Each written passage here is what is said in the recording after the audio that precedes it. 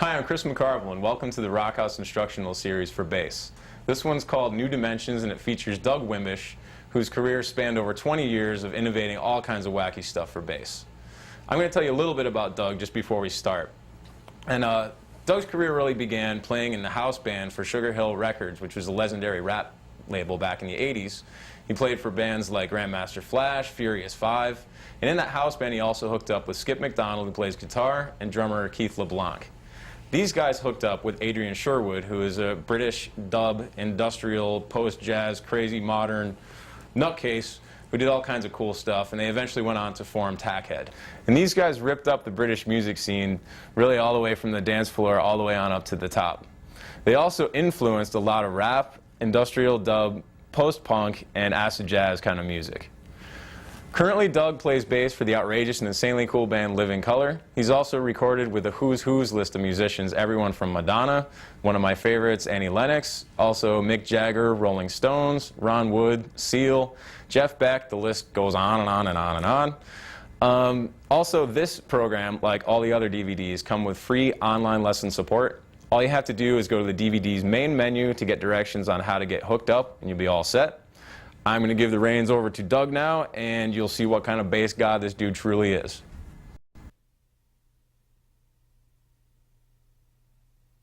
Hey, we got Doug with us now, and we're going to talk about the New Dimensions bass DVD. Doug, what are you going to be showing us today? Well, today we're going to go over a few techniques. We'll talk about how to construct and come up with some bass lines. We'll go through some of the gear, crazy stuff that I got here. You do have some crazy stuff. I got a few crazy things over here. And basically, you know, a couple of scales, a few things. You guys know those things. But basically, we're going to have a good time today, and that's the key. So get ready and let's have some fun. Yeah. Doug will show you the first lesson coming up, and he's going to play us out of here. Just remember, the bass is never too loud. That's right.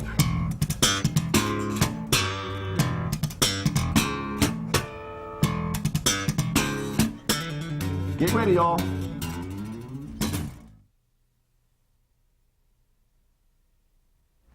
What we're going to do right now is tune our bass. So first and foremost, you're going to start with the G string. Check it out. Here's the G string, tune up.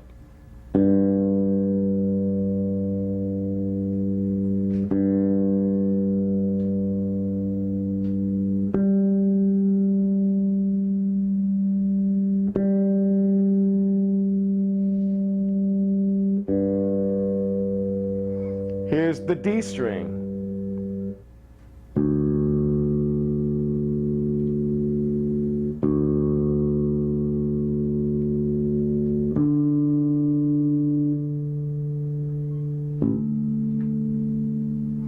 Here's the A string.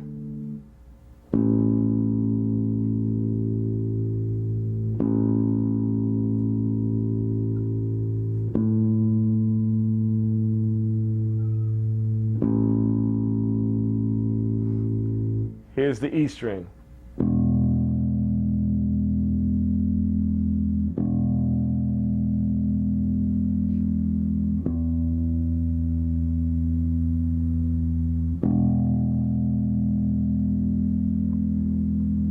Now we should all be in tune.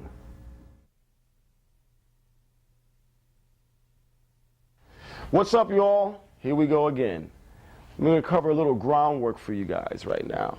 When I start to play, I like to warm up a little bit sometimes before I'm doing gigs and stuff like that. Anyway, what I do to warm up is some scales, simple scales. Here's a simple G major scale that I do, starting on the 3rd fret of the E string. Check this out.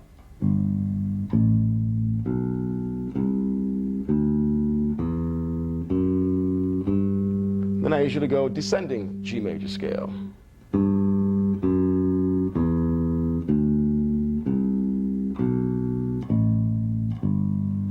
Key. What I do now is I'll do some minor scales, leaving it right in the key of G. Check it out.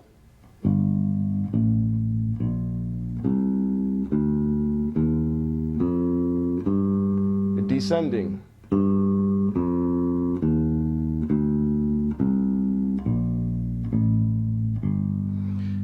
Now, the reason why I do this is to warm up, get my mind into what I'm getting ready to do, and also understanding the root of what's going on. As a bass player, we have a role to be able to hold the fort down, as I say. So basically, a key to holding the fort down is playing some good octaves. Check this out. G octave, C octave, D octave, E octave, A octave, B octave, C octave, F octave, G octave. Simple as it may be, those are some of the roots you need to know.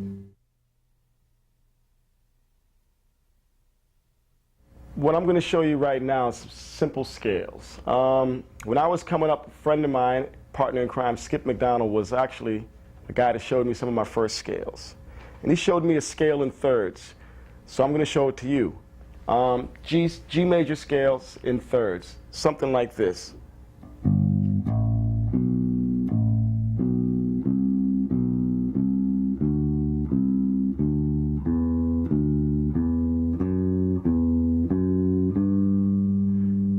Descending.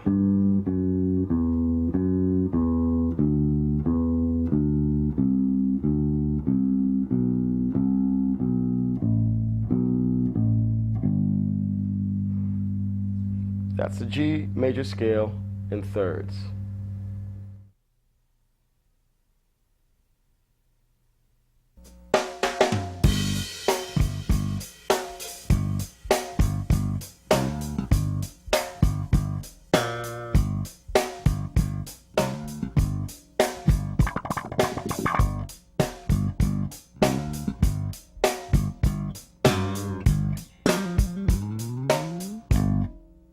Yes, this section is about the role of the bass player. And I want y'all to say hello to Will Calhoun, drummer extraordinaire.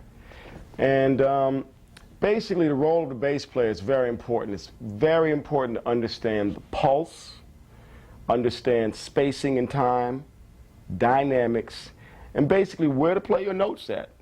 How to play with the drummer, how to play with the hi-hat, bass drum, and the snare drum. So to do that, I want Will to play the beat one more time. And I'm going to show some examples of how I can play along with the bass, snare, and hi-hat. Check it out.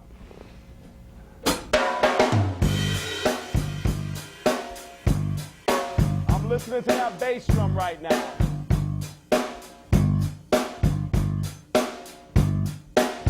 Little snare drum is in my bass line.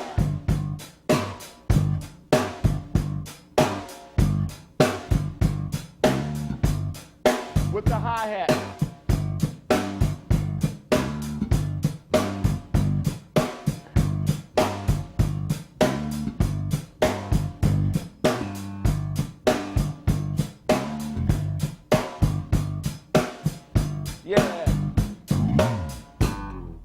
Yes, very, very, very important to listen to the drummer. He's got all the beats.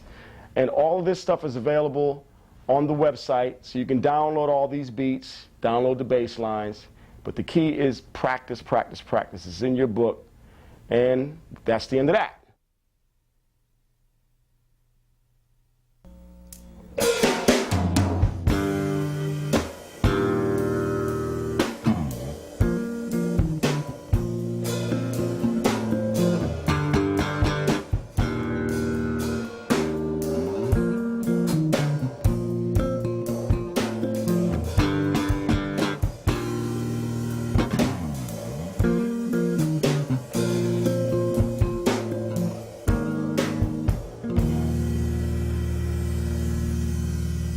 Welcome back. Say hello to Will Calhoun one more time. He's helping me out here.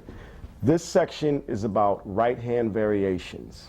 What I want to show you, basically, I want to show you what I was doing on this song here. Check it out. I use my right hand a lot of different ways. One way is I actually use this finger that I'm pointing at you right now. I try to use it as a drumstick.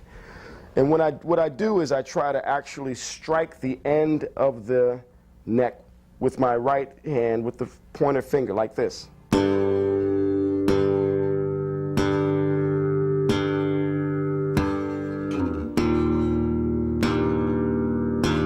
This is really good because you can hit 3 or 4 strings at the same time, so it's really, really cool. I call that my little drumstick technique. The other thing I'm doing is I'm strumming, and when I strum sometimes I'll use my nails, the back of the nails. So I'm striking it with the back of my nails to get that kind of effect. So I have drum effect, strum effect. Then I'm also incorporating some thumb action in there.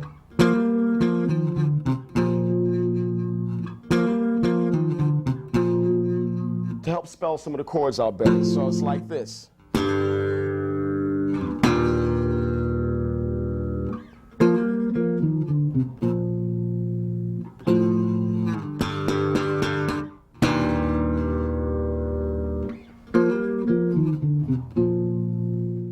So here's all 3 of them again.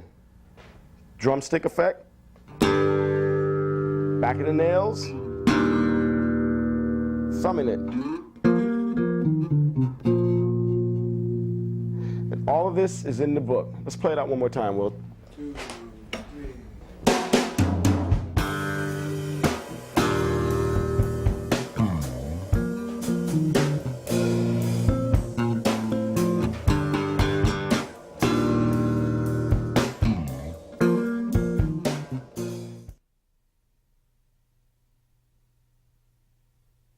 Check it. So we just went over a little bit of right hand technique, and I was playing the song Torn with Will.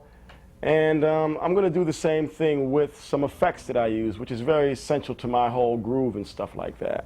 What I'm going to do is use some wah-wah, some flanger, and some delay to play the same song to give it some color and some flavor. So check it out. I'm going to start off with a little bit of delay just to set some tempo. So it'll be like 1, 2, 3.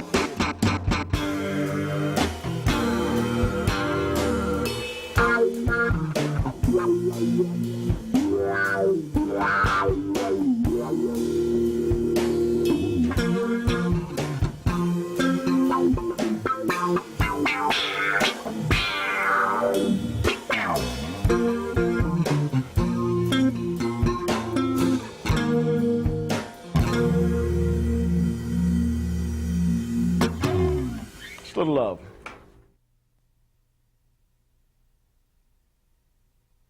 This section is about false harmonics, and how I actually play false harmonics is really interesting. Check this out. Start with the A string, up an octave, hit it on the 12th fret.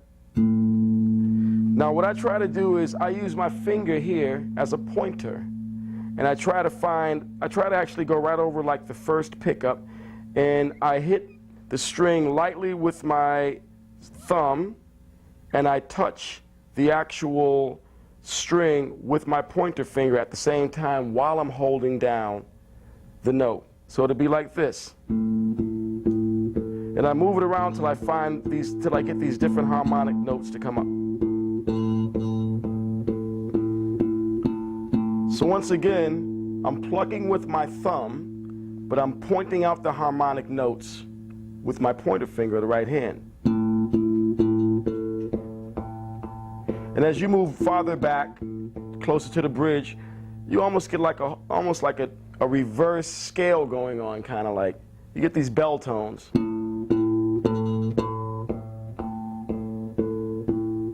Same thing with the D string, octave up.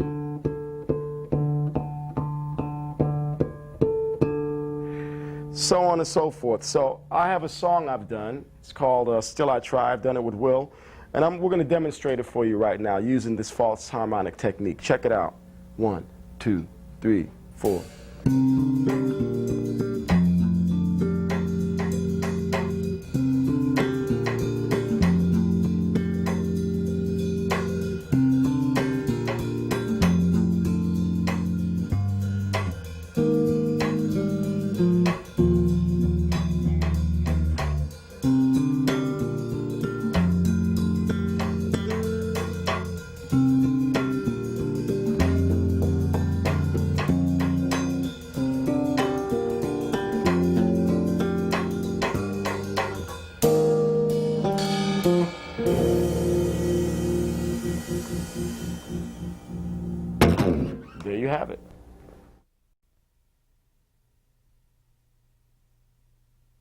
Here are some false harmonics with some effects. Check it out. 2, 3, 4.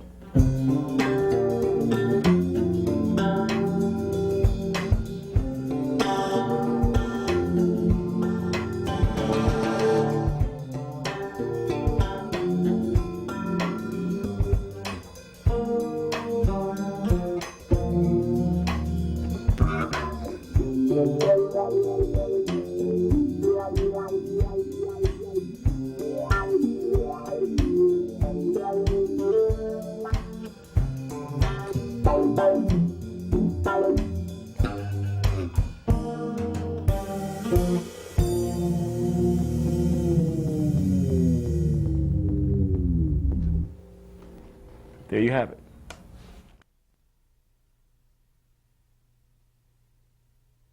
This section is on creating bass lines. And the first kind of grooves we're going to get into is going to be some hip-hop grooves. And what I'm going to do right now is just let Will play a beat, and then I'm going to try and play a real kind of like laid-back bass line to it. So check this out. Hit him off, Will.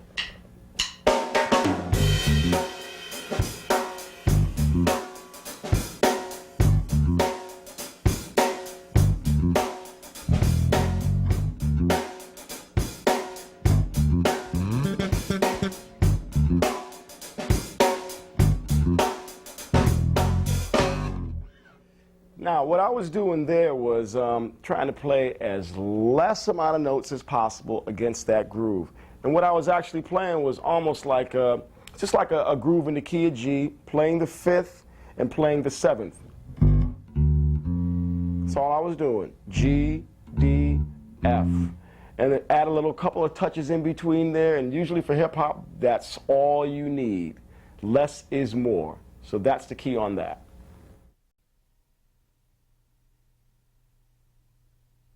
Now, let's construct a rock bass line. Take it away, Will.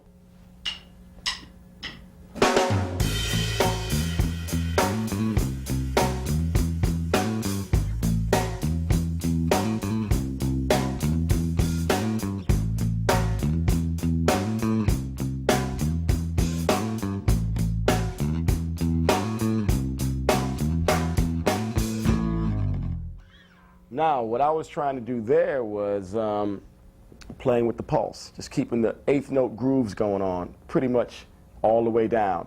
And what I was playing was basically it's like A, E, C, E, A, E, C, E, really simple.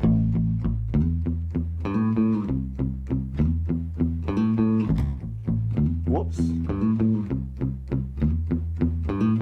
Something like that. That's a simple rock bass line.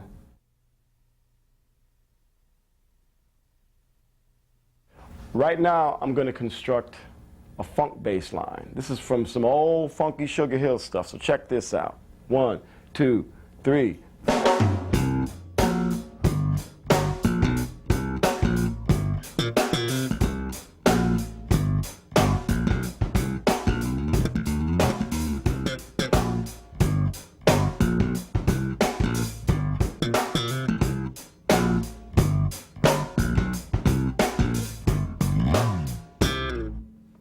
There you have it. Now, what I was doing there was just digging into the groove. I'm like trying to like rip the strings off, basically. But funk grooves are attacking. It's like a whole kind of like attack kind of like feel. And what I was doing was this. I was just playing a C groove, just playing C, B flat, and G. Over and over, like some accents.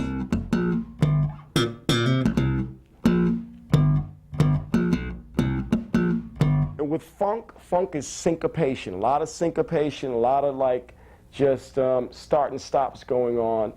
And that really, really is one of the key elements to funk, just diving in, attacking, giving the right space and repetition. So, and all of these grooves and all these beats that Will's playing, it's available online. Go to the website, download the stuff, you can practice it, and come up with your own bass lines, your own grooves. So that's what's going on. Let's hit it one more time, Will.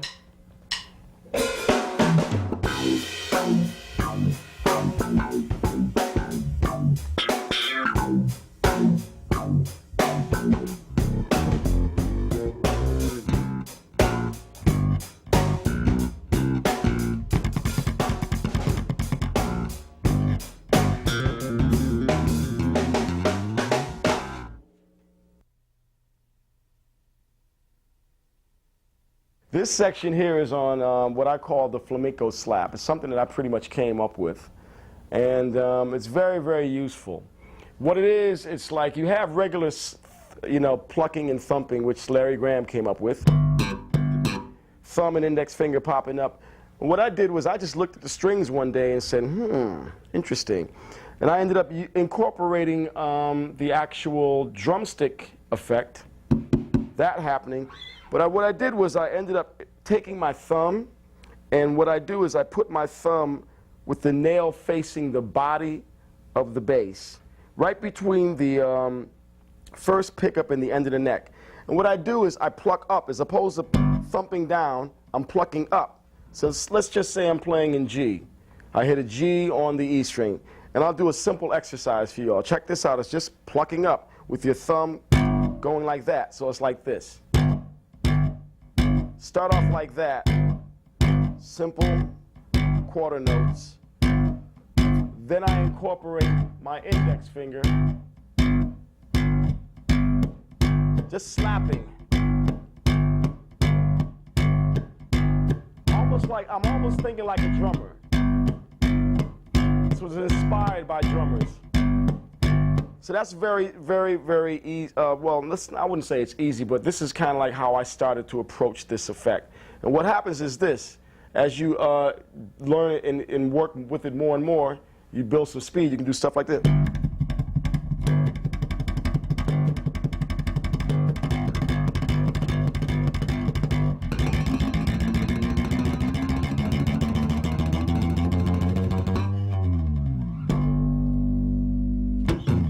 Now I'm going to play a bass line using the flamenco slap, and I'm going to play it for you really slow at first. And once again, this will be available in the tab of your book. Check it out. I'll try and do it as slow as possible. And I'm going to be playing G, B flat, A, C, then G, B flat, A, D. I'll try and give it to you like this.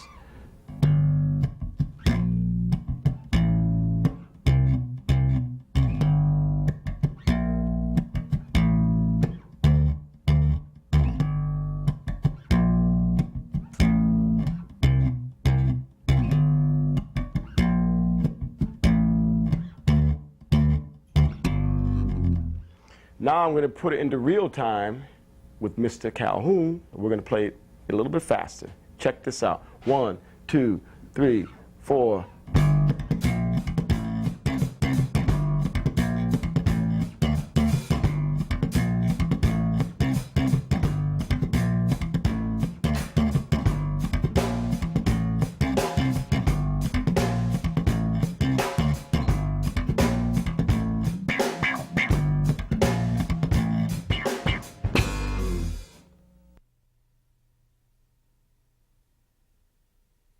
Now I'm going to do the flamenco slap, adding a few effects to it. Basically, I'm going to be using the envelope filter on this one.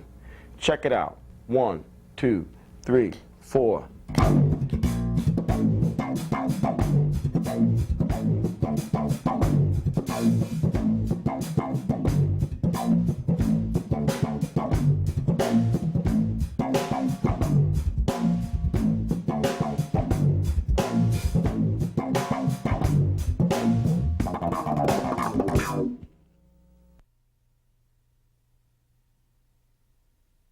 This part of the show, as they say, I'm going to make my bass sound like some different instruments real quick.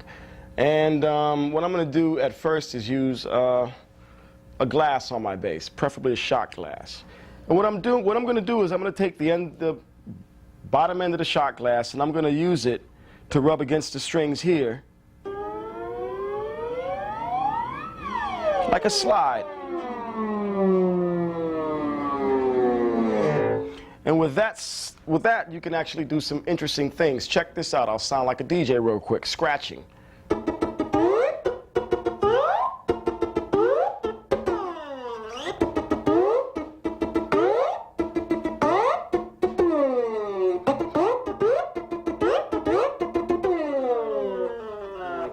Now, let's see what it sounds like with the drummer hitting it with me. Come on, Will, check it out. Give me a straight beat.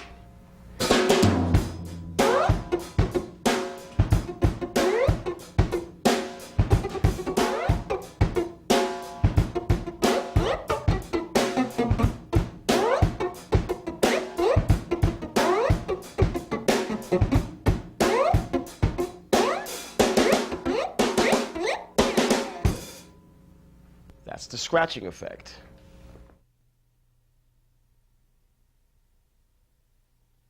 Now I'm going to take the same shot glass here, and I'm going to add some effects to what I'm doing. And we're going to try and see how we can contour the sound a little bit. Check it out. We'll start off with using some flanger, a little bit of delay, and some distortion to add to the same thing. So the distortion first. Little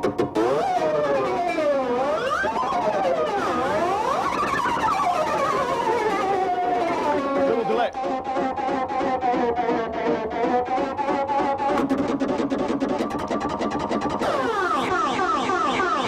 Now, envelope filter.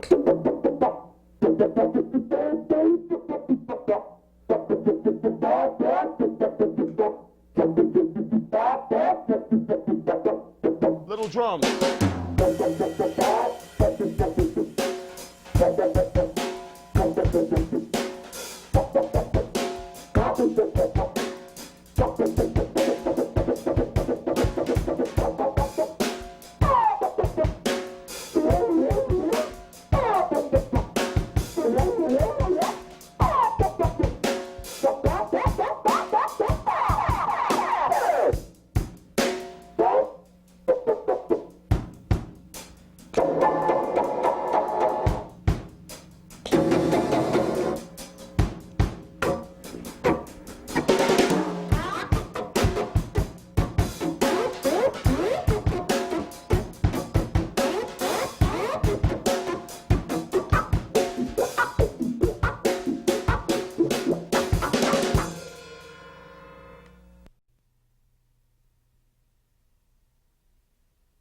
This part, what I'm going to do right now is I'm going to make my bass sound like a drum.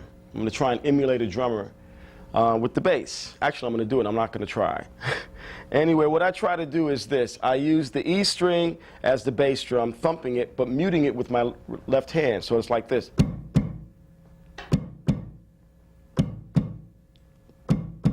And then I'll use the G string to pop it with my index finger, with the pointer finger right here, to give me a snare drum sound.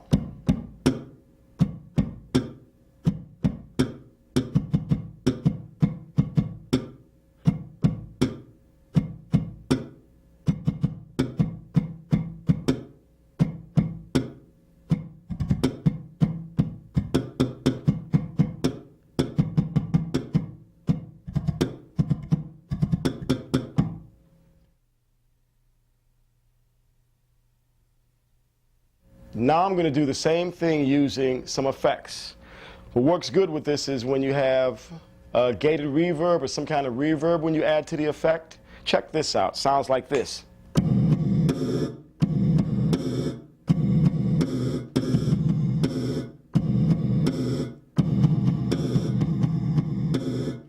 Will, hit me off.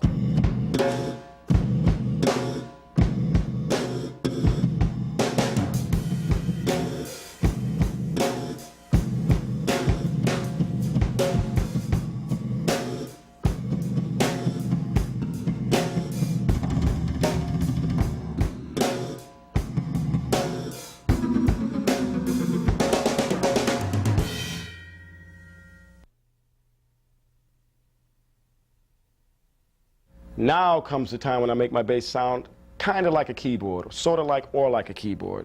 What I'm going to do to get that effect is I'm going to use some false harmonics, plucking the notes out like what we went through before, and I'll just play some chords and some different variations. Check this out. I'm going to be using my thumb and my index finger to point out some of the notes.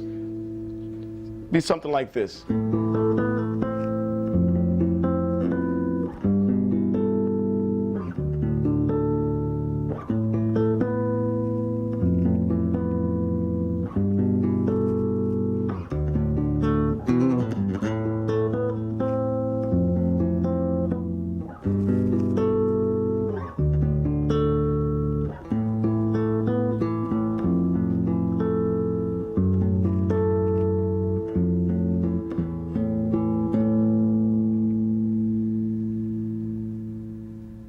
What I did with that was I was using my pickups to give me a little bit more sound with that. rolling the pickups to the rear pickup helps give you a little bit more articulation with the harmonic notes. So that's a little key to that.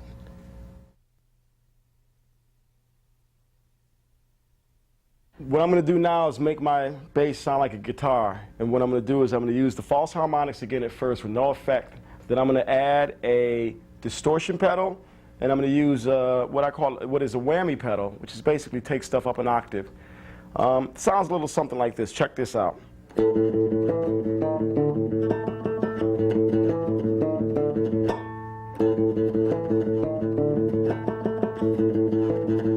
Distortion.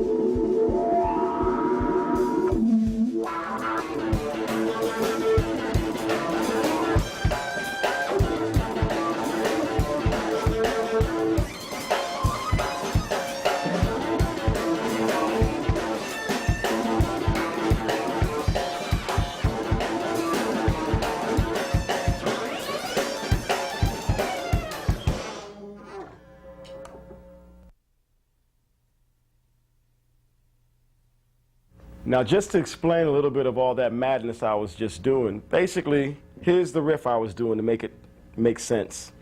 Once again, octaves, fifths, root, fifth octave, the same thing. It's like.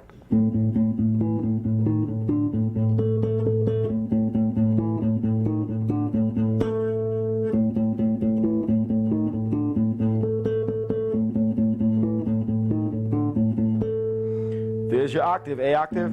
A fifth. Now I'm using the harmonic technique to actually spell the notes out, so it gives you some kind of like range to it. I'm incorporating that technique into this line. And let's talk about some of the pedals I just used. To give me a little more grittiness to it, distortion.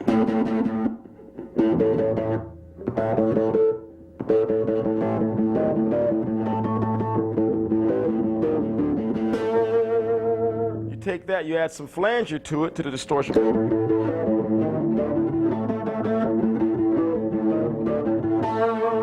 You add those two and add some pitch bend stuff from the whammy pedal.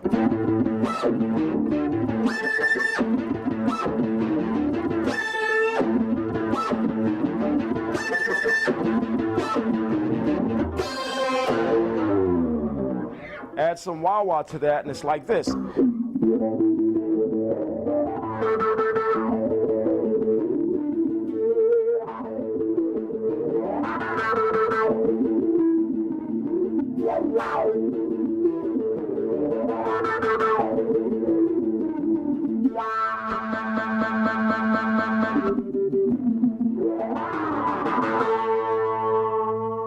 What I do sometimes is I incorporate the delay pedal to give me some extra love, which basically just delays what I'm doing.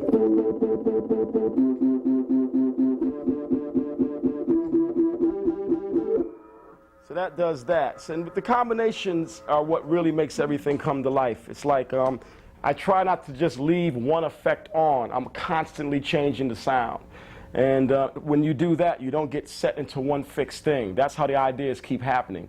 A lot of people tend to, what I notice, they get into this whole perfection system, and life ain't perfect. Life is definitely full of holes and stuff. So I try to punch holes in my sound as much as possible to bastardize it. So when I try to just approach it without fear. Just make it happen, man. You'll make mistakes in life, but the only way you're going to come up with some good grooves is by experimenting. It's the only way it happens. So don't be afraid to make a mistake. Don't be afraid to turn somebody's head. And don't be afraid to just play, man. Let your heart come out in the music. And that's what I do. These effects are just tools. I'm the effect. Peace.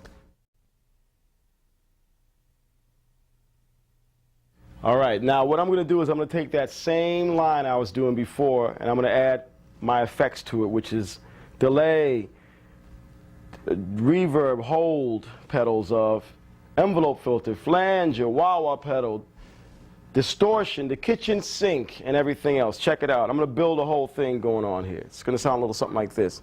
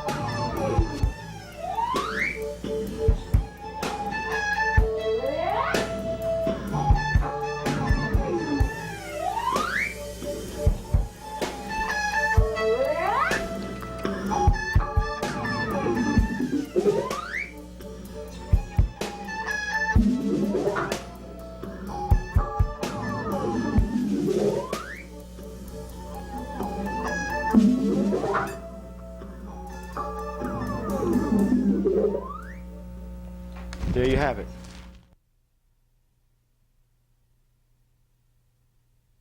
What I'm going to do now is take a song, a traditional song, House of the Rising Sun, and I'm going to convert it into Doug Wimbish world.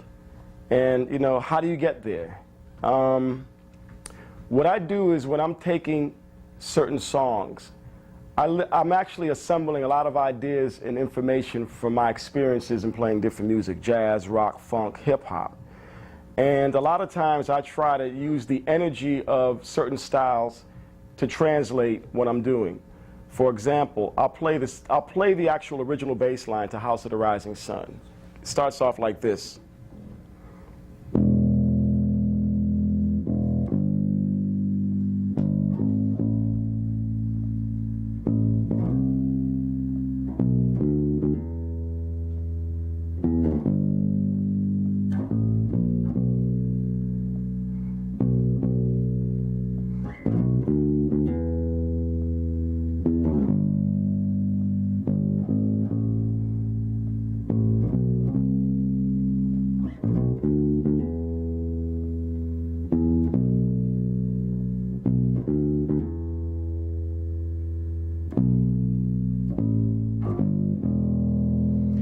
that's the basic fundamentals of the song. It's basically a blues.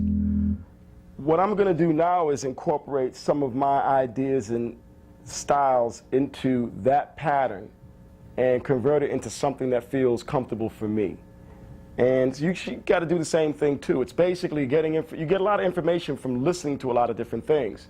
And the key is to be able to keep your ears open. You know, don't be a communist when it comes to the music. Stay focused and try and keep your ears open so that you can actually accept all the different things that are out there for you. It's a lot of music, a lot of good music. So for example, what I'm going to do now is play that same bass line, but you know, try and put it into my kind of style. Check this out. 1, 2, 3.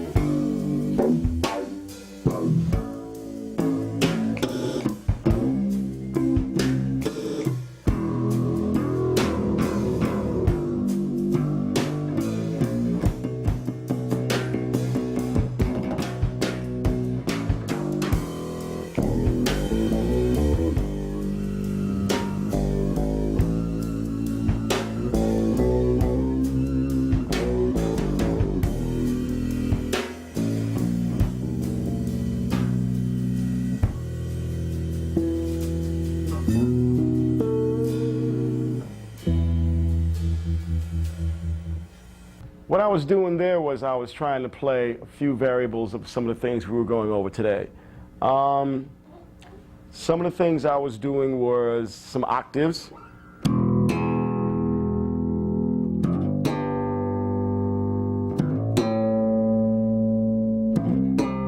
I was incorporating that, and that's just basic, you know, roots and fundamentals of bass playing right there. I was also going for trying to actually startle the bass line a little bit by spanking it up a little bit, doing stuff like this.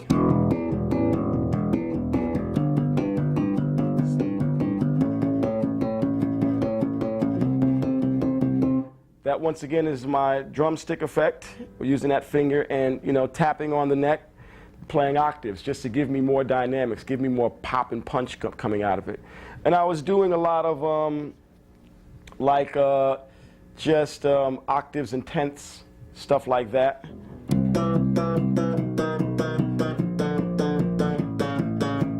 Also using the flamenco style in it.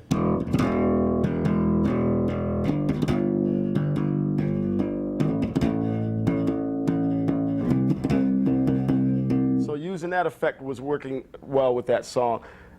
Basically, it's just combining all the different vibes to kind of like come up with something that is molded from my kind of vibe. I like to do these bends, these bends where I'm actually hitting a G string like this, but hitting the F and sliding to the G. I call this my Jeff Beck effect.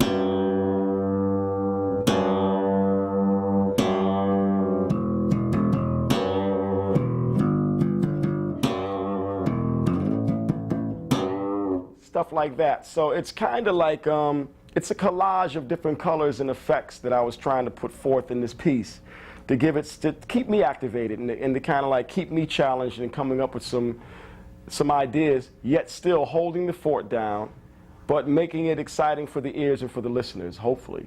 I enjoy it. I hope you do too.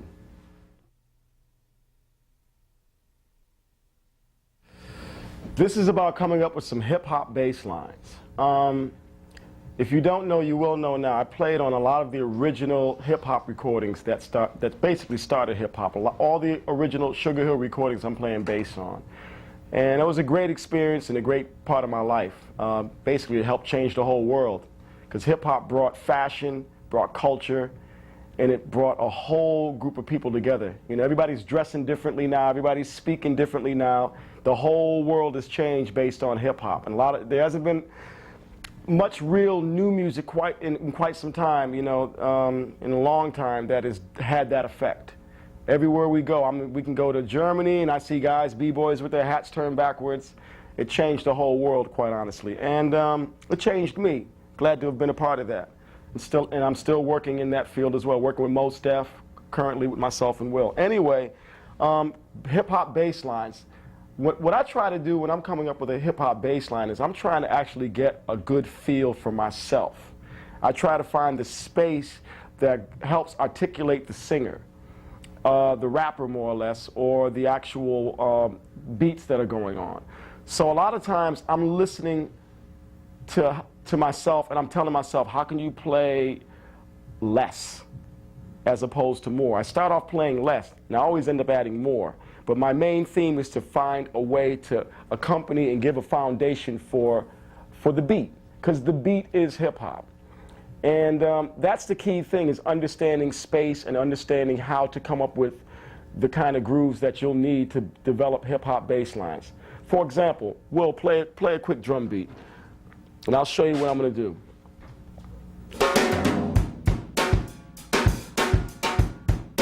Now I'm listening to Will's drums right now, but I'm going to focus on his bass drum right now, and I'm going to come up with something that helps supplement that.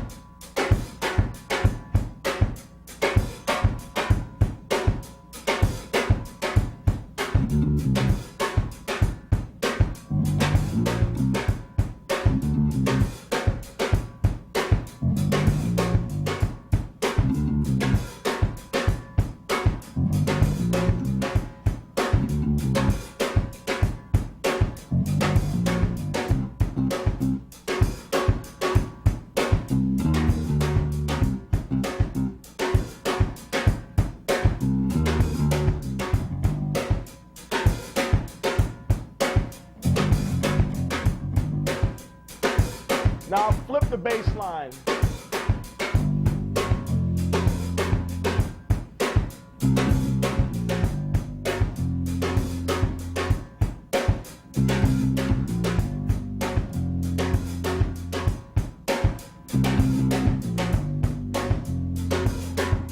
I'm going to play in between the notes.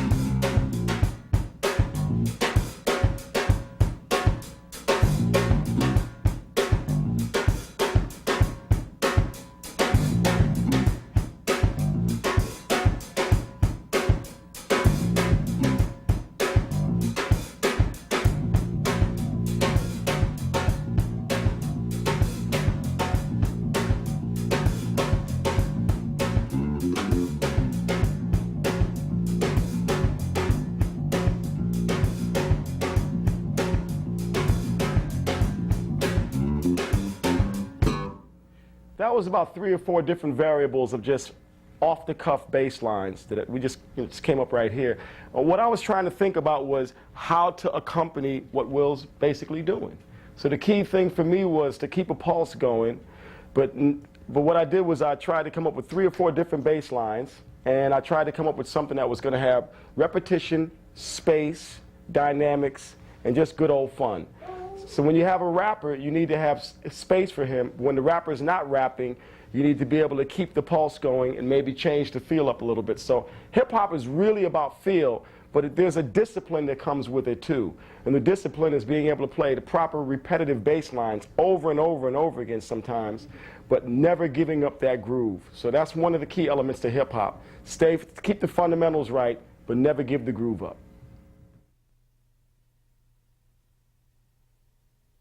This basically is about mental preparation for shows, live shows, studio, gigs, blah, blah, blah, blah. Really, it's your attitude that gets you to the altitude that you want to go to. A lot of times, there's things that you can do, but when you're trying to get certain gigs, those things that you do best aren't the things that are needed at the moment. A lot of times it's about being able to be accepted with a group of people and being able to work with a lot of different people in order for them to want to have you being on that gig. That's really a key, your attitude, your vibe, everything.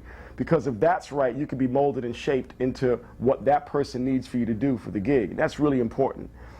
Yes, you have a lot of facilities that you can come and you can bring to that scenario, but at first you have to try and get that gig if you really want it. It's very, very important. So have patience, but basically be prepared. Talk less, listen more is always good, but don't be a yes man all the time. Nobody likes a person that's brown nosing somebody all the time. Be yourself, but try and be helpful and try and bring something to the table that when you're gone, somebody actually is missing you. And that's key. Your vibe is essential. So if you have a really good vibe, it's going to come out in your music. You know, your music is a reflection of your life. How you live, it comes out in your music. So if you live right, the music would be right. And if that's right, the music that you play and the people that you work with, it's going to sound better and better. So even before you play a note, it's your vibe. There's a lot of people that can play well, but their vibe doesn't suit the gig. And don't go to sleep with your stage clothes on, because they're going to be wrinkled when you get up in the morning. Make sure you have definitions and clarity as far as what to do, when to do this, what to wear, what not to wear. If you're trying to get a gig, you know, be prepared. You know, come with everything in tune. Make sure your gear's working, and make sure you lock with the drummer. Make sure if you and the drummer are locked, that's two people that might have the gig right there. So really, it's not as much as the stuff that you can do, all the fancy licks and blah, blah, blah, blah. You can park that for a minute. Some gigs that you might be going for might be working with a vocalist, working with female vocalists, working with male vocalists, working with duos, working with self-contained bands, bands with horn sections, percussionists. All of these things are, you're a key player. Bass player is the fundamental in the band. So make sure that your vibe is right, and make sure that your strength and your durability is there, because you got to be strong. Nothing's worse than playing with a weak drummer and a weak bass player. There's no band. It's disband.